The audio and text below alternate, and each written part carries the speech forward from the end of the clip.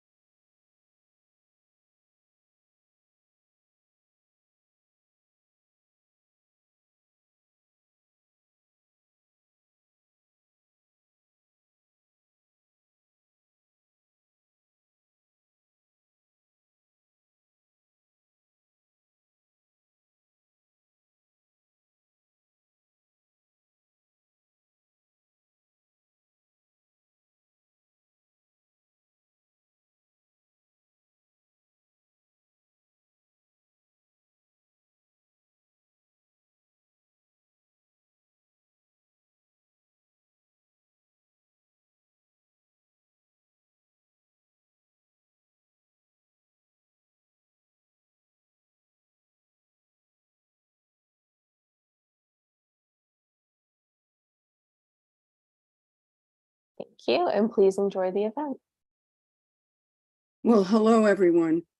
I'm Rana Magi, and welcome to Where We Stand, Poetry by Lesbians Over 60. We want to begin by thanking the DC Center and Emily Holland, Outright Chair, for hosting our reading.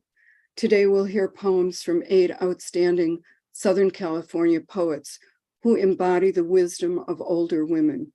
We encourage you to post comments and favorite lines in the chat. Because of the number of readers, we will not have time to respond to questions.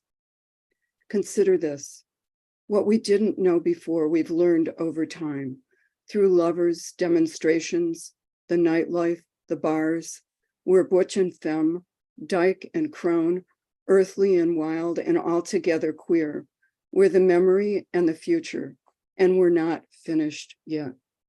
In dialogue with poet Terry Tempest Williams' question, "Why write?" let us respond. Some of us write to make sense of a chaotic world. Some write to taste beauty, hear the voices of birds. Some write to hear the voices clamoring within.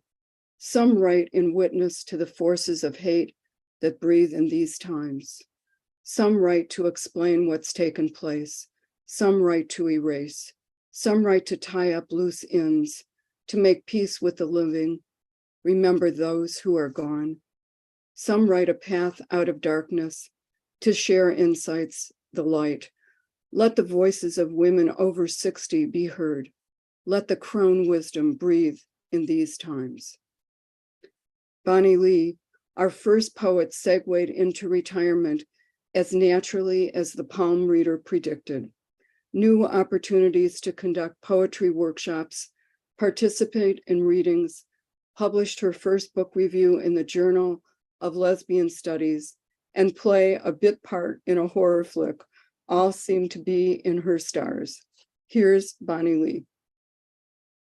Thank you. It is my pleasure to kick off this outright reading. Thank you, Emily. Thank you, Rana. I'm going to begin my reading with this first piece, How the Mind Wrestles with Feathers and Muck.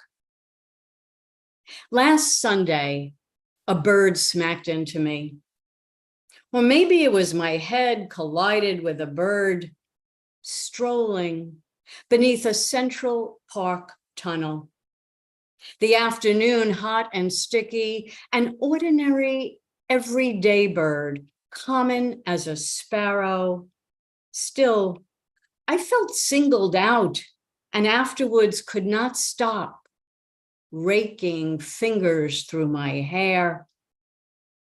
Once as a kid, I spotted Miracle, scarlet cardinal, took my breath away as I squatted on the sidewalk, shooting marbles, and won the coveted cat's eye. weighed me down days later, gave it back. It's the same every year. The gravity of that single wish. Birthday cake candles burn low, impatient. I am never wish ready, and the cake inevitably tastes of melted wax. That time on Isla de Mujeres, our room right on the ocean, romantic dream come true. And then in the night, relentless pounding waves crashing one after the other without pause. She was content, but I was pleading with God, enough already, turn it off. It can be a burden being this sensitive, enough to ruin everything. Last Sunday in Central Park, a bird singled me out as if smack answering the wish I forgot to specify. What I want is time abundant, so I can squander some. I dedicate this next piece to my God of desire and erotic love, to my Eros. Something's missing. I've misplaced things before. This is different. Haven't heard a peep. My dear sweet Eros muted for some time, as if bubble wrapped, boxed away, precious holiday ornament lost and forgotten, a dusty attic. Off season is not supposed to extend. It's been years. My Eros used to raucous, acting all trumpet, blowing abandon, spit dripping, fingering every spot, knew how to harmonize.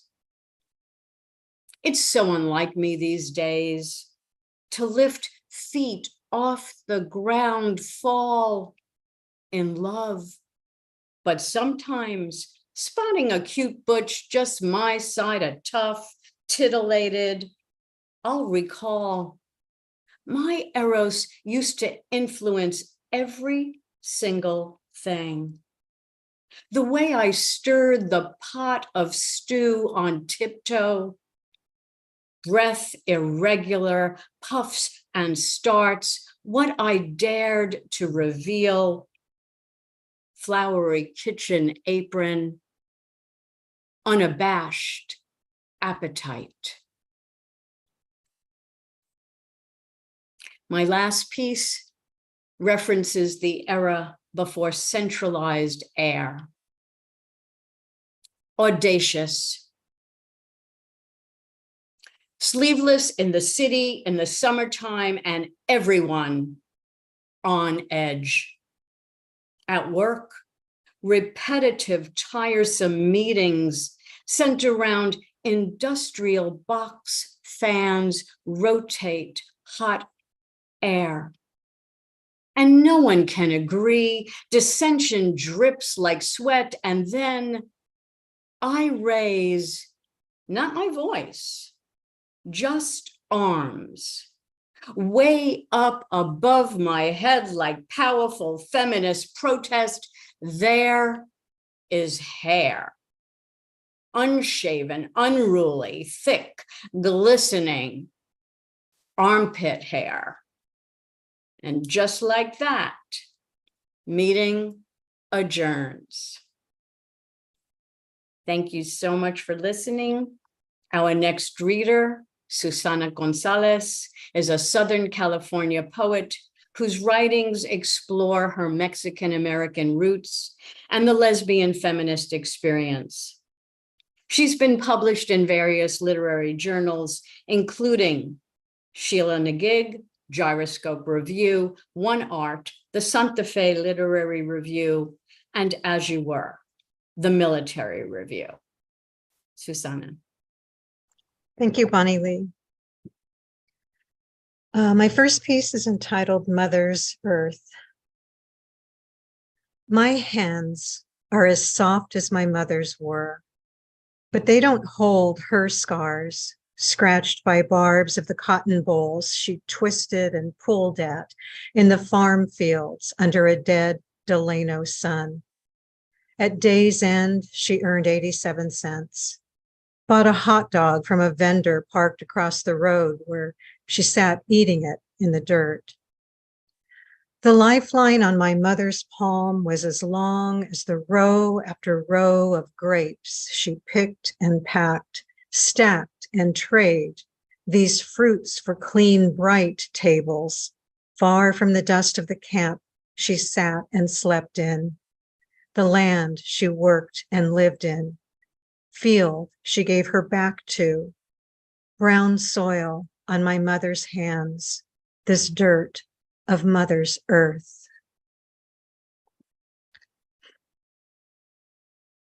And my second poem is sort of a memory dedicated to Melissa Etheridge. Its title is Que Sera, 1982. We didn't know her last name. She was just Melissa, played a sexy guitar every Saturday night at the Que Sera, where the only light glowed dimly above the pool table. Her throaty voice was a lesbian call of the wild, sultry, plaintive in defiance of what women were asked to be, what music makers were supposed to look like. She sang, no, belted out Janis and Springsteen, ended her set sweating, blonde hair sticking to her face, her body spent, our bodies thirsty, pressing in for a deeper dance. Melissa, small, but oh, the power in her tiny frame conjured a room of lustful women to pull each other in by the belt loops till desire was a thing you could drown in. Thank you. Our next poet is Katherine Goerz. Katherine has been a cocktail waitress, garage band singer, pie baker, typewriter poet, and newspaper reporter. She loves a nice turn around the two-step floor and a glass of bourbon. Neat. Her work appears in Raw Art Review, True Chili, and the Altadena Literary Review. Please welcome Katherine Goerz. Thank you, Susana. I'm so happy to be here. Welcome and hello to everybody. I have 3 poems for you today. The first one has no title. We'd been dancing and I followed the god of lost virginity home. It was time, I figured, and he would do. Queer, curious girl, I'd known his name for an hour. I got what I came for without coming at all. No twinkling stars, just an item on a list, crossed off. Driving home, 3 a.m., I wound down Pacific Coast Highway, windows and moonroof open, letting the sharp, salted wind lick my arms and whip my wild hair. I don't remember what he said that night or whether he turned the stereo on, but I can still feel how cool and grainy the sand was when I stopped at the beach to dig my bare feet in, and how the night sky glittered the ocean with armfuls of thrown stars. This next poem was written in a form created by poet Jamie O'Halloran. It calls for 6 lines with syllable counts, 6, 6, 6, 8, 4. Lunch with my rapist. Iced tea, table for 2. The details are fuzzy, he says. 50 years and I still see your shadow above me, stretched by the cold moon holding me down.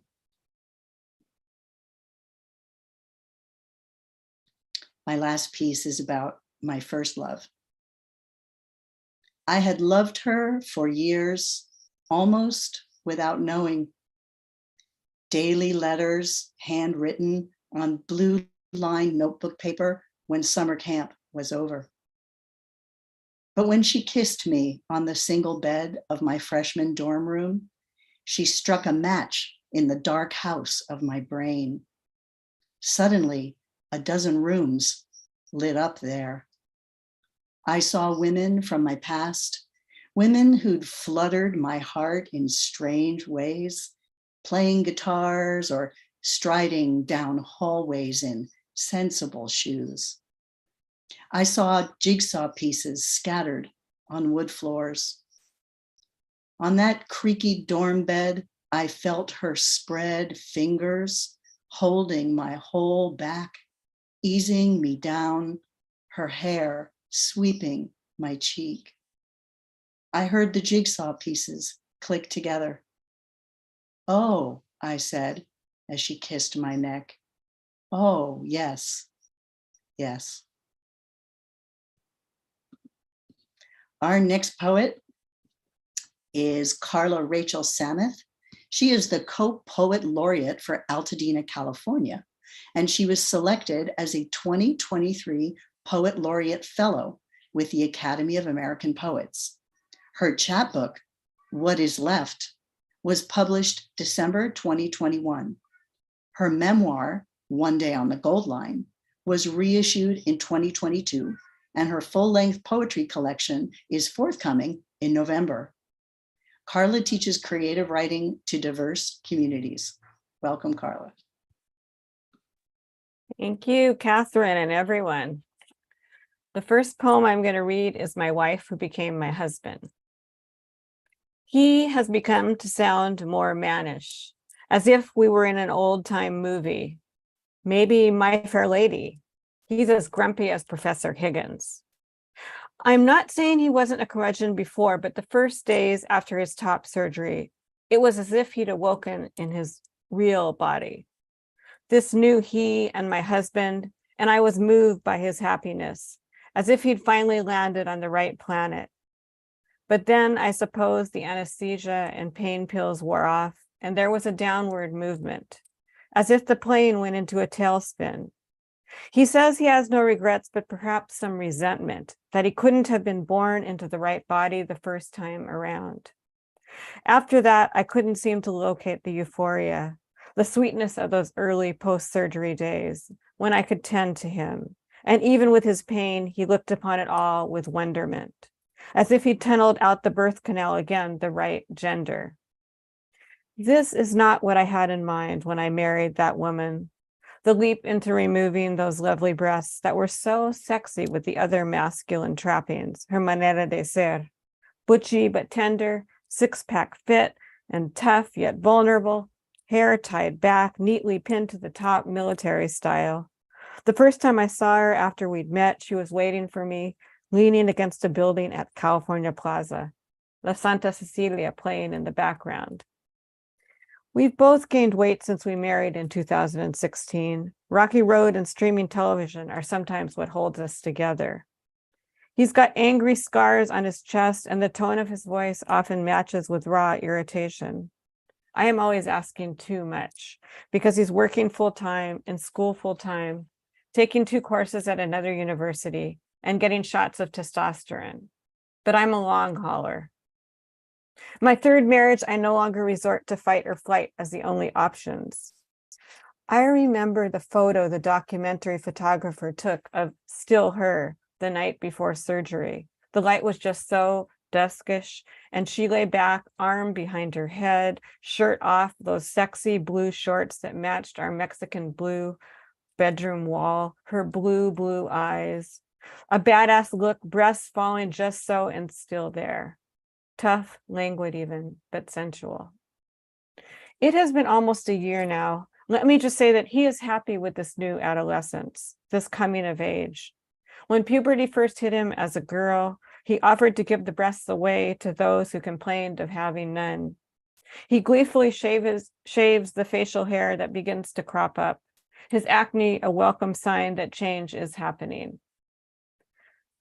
I see the he appearing every day, begin to see that mixture of shadow and light again. This is who I always was, he tells me, as he emerges from the chrysalis. He says he wants to be the right kind of man. Think tender, think learning to listen, to not run from the feelings. Think social justice fighter, nonviolent. My longing for something different, a woman, is eclipsed by my love for this person that dared to make this change at 45, to be the man he always believed he was.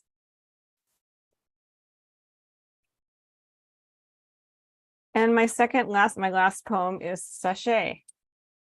We do a short walk this time across Belvedere and back in our Northwest Pasadena neighborhood. I want to walk miles, but my hips say otherwise, feeling as if Shakira was here, singing "My hips don't lie." Only mine are not swinging like hers. I wish Dakota, our St. Bernard, would teach me how to sachet, move her hips so sexy and gracefully, big and beautiful, that girl. She lives for sniffing and finding people, Milo says. I tell my beloved, she found us and we were rescued, and we walk on home. Thank you.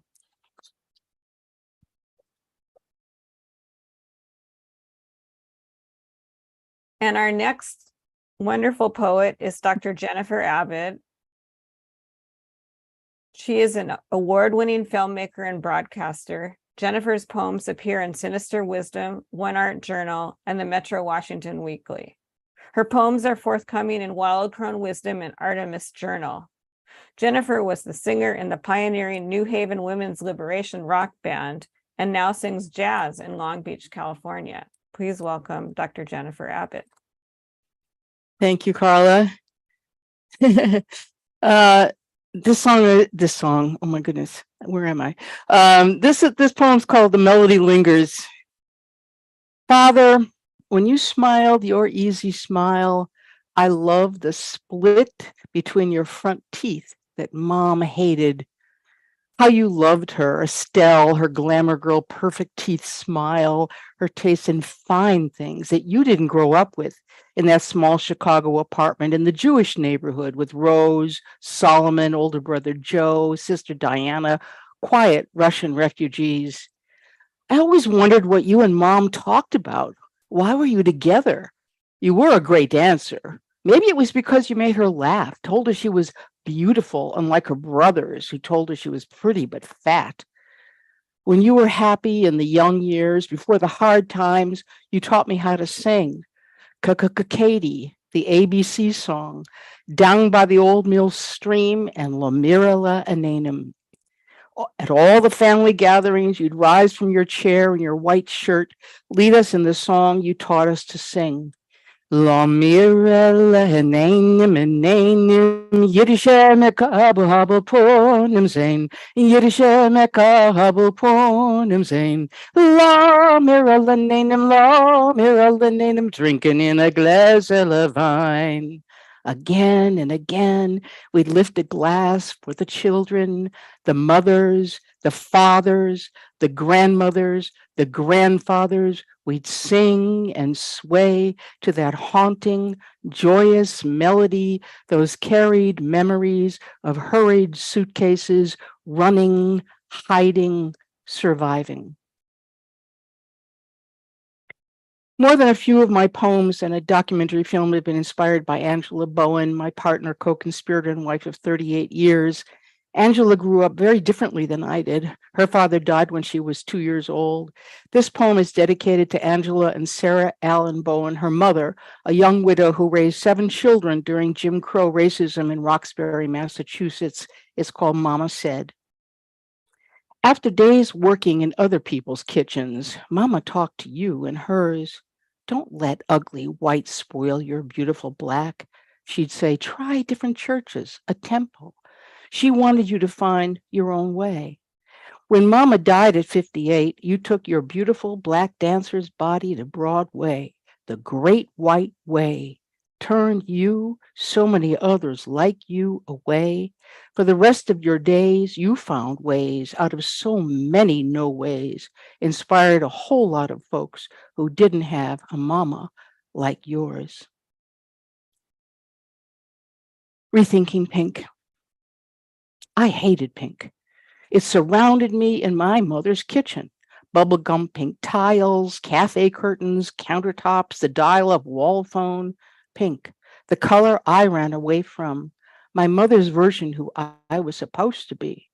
In my kitchen, I fold a muted pink bath towel. Remember how it complemented Angela's brown, wet shoulders, her clear eyes. Reminds me why I keep one pink cotton turtleneck in my closet, 2 pink flowered plastic bottles on my bathroom shelf. My final poem is dedicated to anyone who calls me sister and is forthcoming in an anthology called Wild Crone Wisdom. It's called Lesbian Crone, and it was inspired by Poem at 30 by Sonia Sanchez. Sisters, do not send me out among strangers, hair cropped purple, unkempt with distinction. I carry much strength in the ravines of my thighs. Eyes heavy-lidded, crescent moons still ignite rebellion. Sisters who will hold me, who will see me if you do not. I have the privilege of introducing Mimi Gonzalez Barejas. Throughout Mimi's 30-year LGBTQ comedy career, poems showed up in her joke notebooks. Since earning her MFA, she has shared her own joy of listening and creating poetry through her Right Here workshops that are in demand and offered by LGBT centers and online communities near and far. Mimi. Thank you, Jennifer. And thank you, Rana, for inviting me and including me in this. And thank you outright for making this possible. I have one poem for you all in 3 parts. Divine Queer Miracles, or You're Welcome, America. 1, the rainbow this time. My rainbow dream is the original rainbow dream. A coalition of the Puerto Rican young lords, the white Appalachian young patriots, united by 21-year-old Fred Hampton, Chicago's Black Panther Party leader, anti-racist, anti-classist, the original Rainbow Coalition. 2, how to get over the rainbow. Pride is about celebration of what was hard won. Freedom to kiss gay, to love queered, exist twisted into shapes we name foreign, new, obscene, perverse, and precious. The big gay awakening, facing a dare to be whoever we dream ourselves into being. Real individuality, where the ultimate pronoun is your own name. Hello, DuPont Circle, the East Village, Ferndale. We gave you municipal pride in your cities, returned you to your downtowns, transformed blight into destination. We gave you back your cities, taught you how to defy sex role stereotyping, showed you how to call your love mates partner, freed you from expectations assigned to your sex, showed you loving is really a matter among equals. When lesbians taught women about orgasms, 100th monkey woke up in all femaledom. Afghan girls dreamed of reading. Mormon daughters dared aspirations beyond breeding. Indian cast-outs imagined serving themselves. Women in a suspended state of self-respect. You can thank lesbian feminist separatists for that, issuing a call of autonomy and self-determination, skipping ripples through the chromosome sea we're all treading in. 3, return to the real rainbow. not the monochrome one I get to ride, cast in the color of my skin, but the glittery, brilliant spectrum, reflecting every hue. Once the sun breaks through and shines into all those distinct drops of rain, unified in a shadow cast by light, arcing to reach across heavens of communities, shining on each one below. Aim high, equality, respect, dignity. That's what's in the pot of gold. Nothing less than justice, joy, and that queer divine miracle shaking down on all of us. Thank a queer for all that daring to act from the most original place one can inhabit. Divine individuality, born of defiance, risking bricks and bashing to bash back. Our pushback pushes out of closets, out of roles, out of straitjackets, out of destinies built on fates we quit believing in, favoring our own sacred selves, rising up, each of us crowned in halos, ringed in full circle rainbows. Thank you. It is my deepest pleasure to introduce our leader, cat herder, organizer, and inviter and creator of this space through Outright. Rana Magi has seen the world through the eyes of a switchboard operator, electronics worker, cashier, community organizer, and teacher of English as a second language. Her poems have appeared in the Los Angeles Press, Poetry Superhighway, Stone Poetry, Persimmon Tree, and Writing in a Woman's Voice. She's in the process of creating her first book of poetry. Here's Rana. Thanks so much, Mimi. This first piece that I'm going to read as a poem in process was recently composed at the Napa Valley Writers Conference. Who said it got easier as women get old? A cotton house dress of a woman, ace bandages circle grandmother's legs, safety pins clasp, frayed corset straps. Afternoon, she smells of flour, green apple pie. I want to ask her what it's like getting old, why she groans pinning cotton sheets on worn backyard lines, why we listen to Helen Trent's radio soaps and not the TV. What happened after Bertha got Alzheimer's and Aunt Lillian died? I can't stop this body counting the time. How blood purples top layers of skin, holding yesterday's dreams. Now grandma's pain twists my right knee. At the Dollar Tree, I nearly bumped into a lost woman. She was browsing birthday cards on the rack. Her hair smelled of mothballs, old Life magazines, those beige polyester pants, her checkered blouse, vintage Midwest. She couldn't remember where she'd left her daughter or her daughter's child. So her green basket rolled on, perhaps on the next aisle.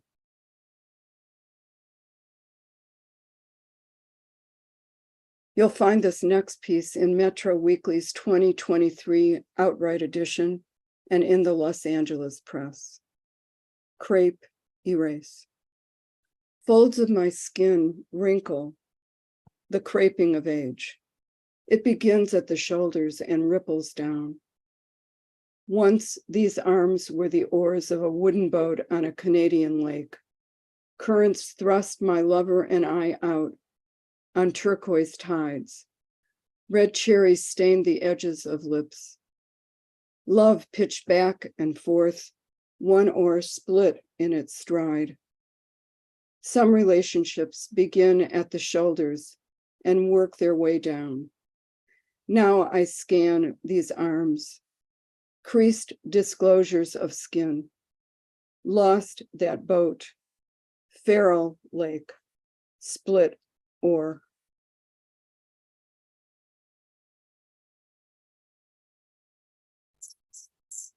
All right, and my last poem, The Caress of Language, is an ode to Gertrude Stein. 1. A woman is lying on a fish-strewn bed, a long-legged woman in watery seas. The tides are sheeted with the chaos of words. She's never made love in the depth of these seas. 2. Poems float the fish-laden swells. A woman's voice chants silvered words. The caress of language lingers lips. She's never swum surging seas. 3. Another woman dives the watery pools, seeks the sounds of silvered swells. Her dreams embrace bodies of words. Pen strokes resound on syllabic seas. 4.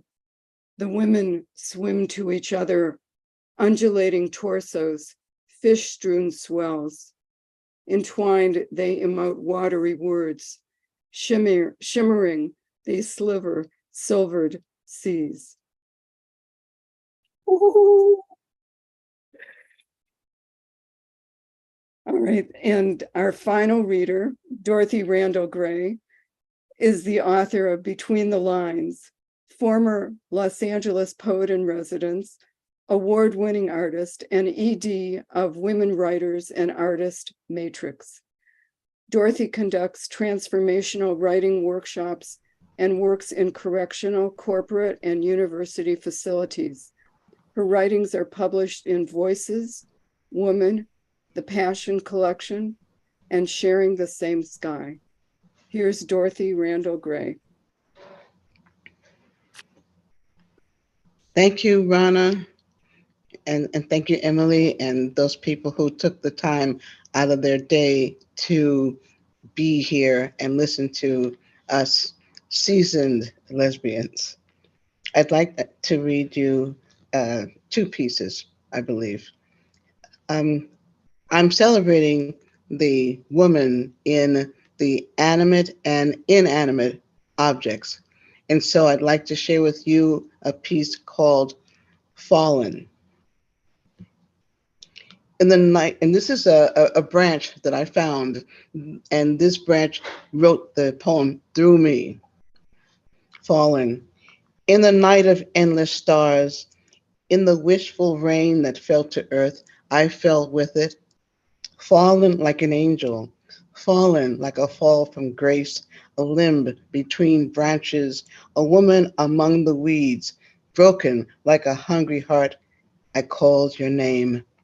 Wind ripped, storm tossed, jagged edged and helpless, waiting to be torn asunder.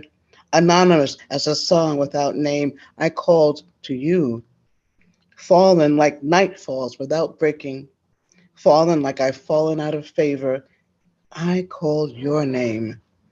You caught the scent of my womanness, the open eye between my legs, my place of birth and forgetting, my matrix and my madness. You took me home, sanded the bark of my being in the falling rain. Let me drink for the salt and sky of it. You stripped me down to my secrets, sanded me smooth, my roughness falling to the floor. You anointed me with oil and the fragrance of your name, with the scent of dreams I had not dreamed.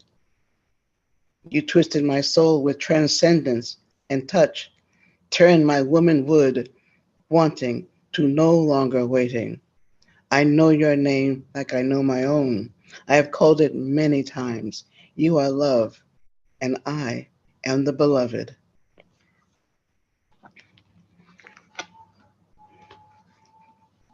The next piece, I have developed a series of goddesses, and the collection is called Olukunda and the New Black Goddesses. This is one, her name is Neva. Alone, I may seem to have no power, no direction of my own, no sense or scent of purpose or reason for being. Yet, you say my name when it suits you, and I seem to fit. I can marry a chain of words and become mighty, a force to be recognized and reckoned with. I become Never again. Never leave me. Never let me go. Never do that again. Never forget. Never enough. Never appreciated. Never understood. Never sure. Never felt like this before. Never meant to hurt you. Never knew. Never alone. Never, Neverland. Never want to see you again. Never saw anything like that. Never knew love like this before. Never thought you would do this to me. Never thought I would say this to you.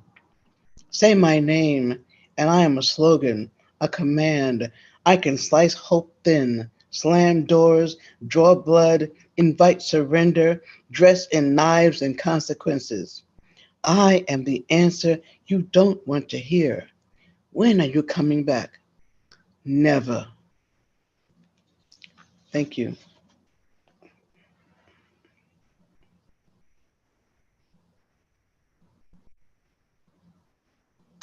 So thank you, Dorothy. That was a wonderful way to end our reading. And thank you to all our poems, Bonnie Lee, Susana, Catherine, Carla, Jennifer, Mimi, Dorothy, for sharing your words. And of course, to our audience for joining us at today's reading of Where We Stand, Poetry by Lesbians Over 60. We would love to entertain any questions from the audience. It looks like we do have some extra time. And I'd also like to ask the women poets that are reading today, how would you characterize your poetry in these times? Has it changed as a result of COVID, as a result of the last year that you've been through? Give us some insights into the way your poetry has moved in the last couple of years. I'll jump in and say not so much poetry, but my writing has changed in the last years. I used to write really long form. I published a memoir and essays and wrote fiction, and something happened that got even more intense during the pandemic, where I was way drawn to short form, especially poetry. And I finally just gave myself over to it, stopped fighting it. Has anyone else in the panel seen your poetry change in style or form? Take on new imagery? I think that I feel like in many ways I'm still developing as a poet, but I do feel the content subject matter is growing, and I'm starting to look back a lot more on myself when I was first coming out and those times. And that's something that I want to aim for, is to just recapture, because I'd like it to hold as a historical moment in time. I mean, we were second wave feminists, and there's a lot to be said for what we contributed to, the movement, both the women's movement and to the, in those days, the lesbian and gay movement. So I think that's kind of what I want to do right now, is just document those days for younger readers.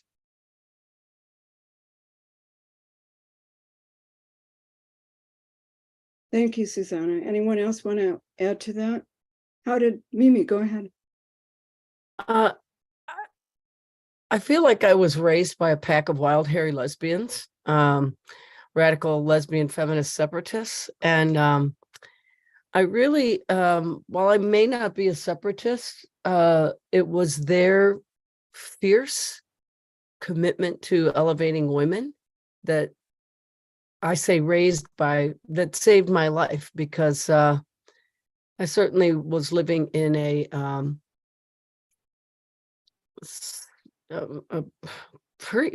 was born into a pre-feminist world, maybe in 1960, and a world coming into feminism. And my position as a female was certainly what the position of women is still. And although we've made a lot of progress, we still have so much further to go. And I think that radicalism by those radical feminists, most of whom were dykes and were lesbians, is something that gave me my voice, and I feel like I have to use it in my writing, and I want to share it with other women of all ages, because we all still need to be reminded we are equal, and sometimes greater than. Yeah. Jennifer, I'd like, can I say something? I don't know how this works go exactly. ahead. Yeah. Okay. So yeah, I think that that my writing has definitely changed. I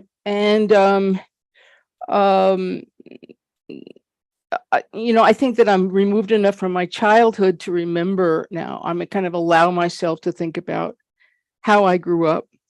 I think that I feel like, my writing is also about being old, and to let that generationally, I think that people, Audre Lorde always said that it was ageism was really robbed us of power, and I'm experiencing ageism. Fortunately, not from dear friends who are much younger than me. I'm 70. How old am I? I'm 77. Yeah, I'm 77. Okay, I'm 15 and 77. Arrested Development. So the thing is, I always try to kind of tell people how old I am, because like old women are your future, baby girls, out there. They're your future. And guess what? You keep growing and changing your whole damn life. We have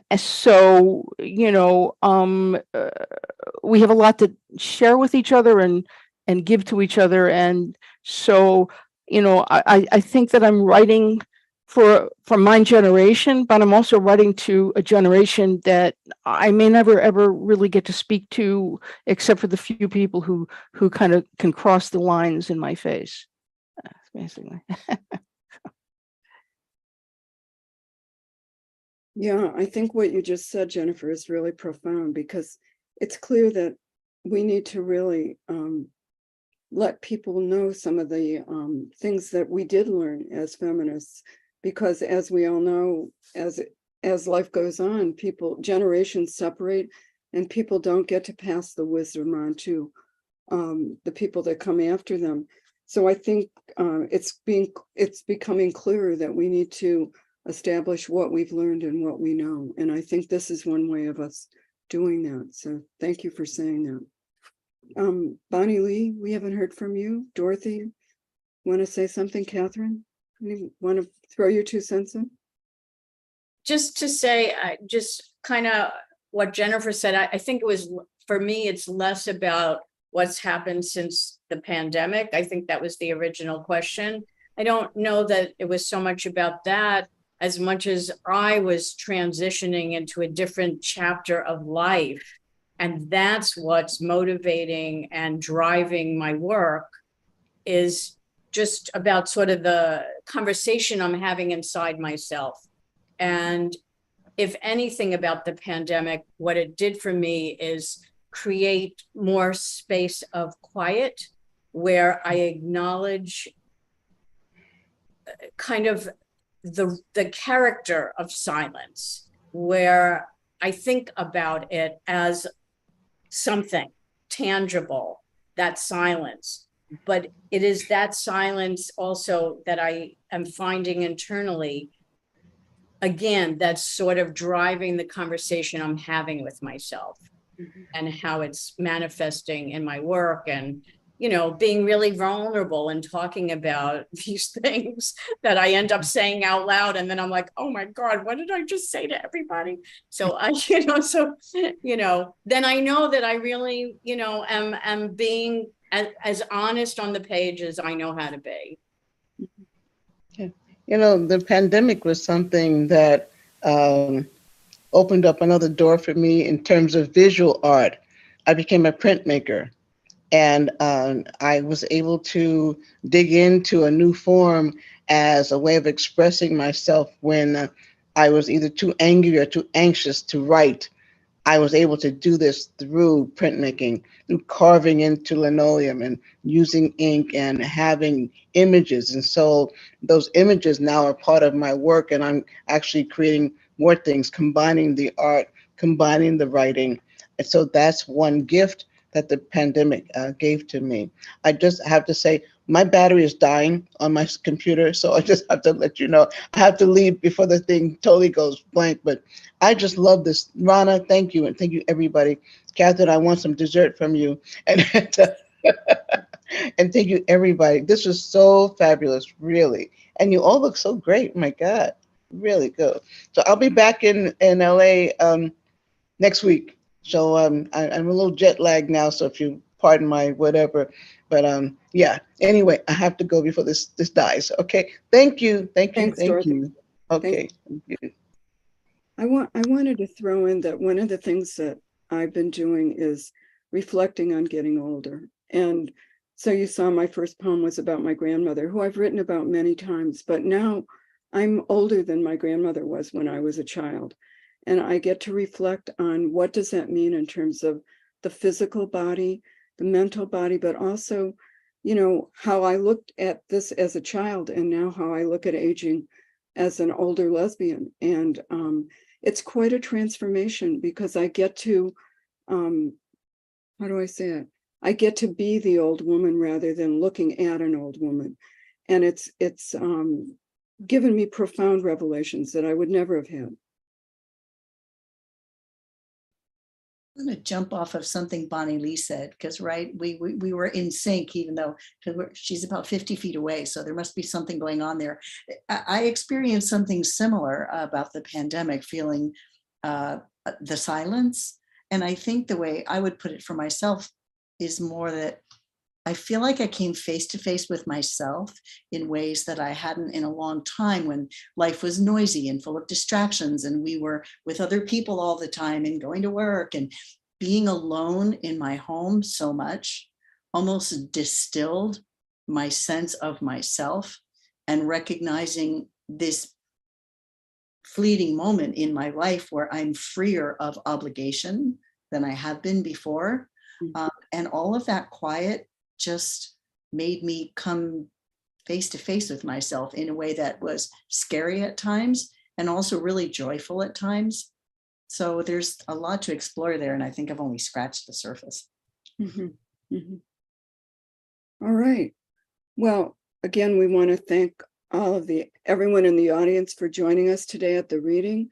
We are hoping that our spoken words and our passing on of the crone wisdom have inspired everyone to think more deeply about themselves as queer folk, as in terms of aging.